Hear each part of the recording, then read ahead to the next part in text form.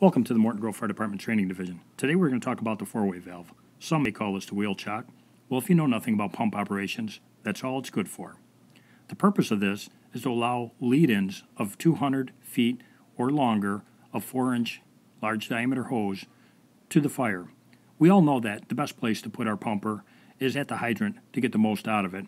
We could push water, we can't pull it. Well, by using the four-way valve, we're allowed to lead in or do a forward lay to the fire from the hydrant with our first in apparatus. This puts the quint or our engines with all our equipment right in front of the fire building or near the fire of the building. We all know, leave the front open for the truck. The biggest thing to remember is when you hook this up to the hydrant, you're going to get your water straight out through the front of it, just as if it wasn't there. So our first connection is going to go right on the front.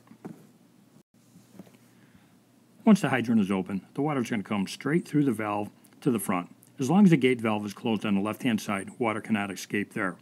The hydrant pressure will push the clapper to close off the valve on the right side. The second-in engine is going to make its connection just as it would with any other normal hydrant. Use your soft suction with a 4.5-inch NST and hook it up to the gate valve as shown in the picture.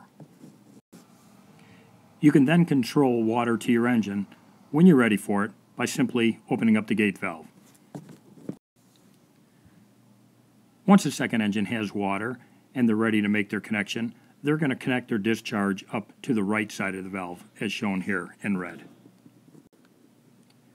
Once our second engine, otherwise known as a supply engine, starts feeding into this four-way valve, that clapper will close off the hydrant water coming into the initial engine. The hydrant water then will be directed fully to the second engine with the discharge pressure from the second engine coming through the four-way valve feeding that first in primary engine. Now by doing this, when that clapper valve moves over, the engine pressure on the primary engine will boost. There'll be no interruption in operations, just an increase in pressure.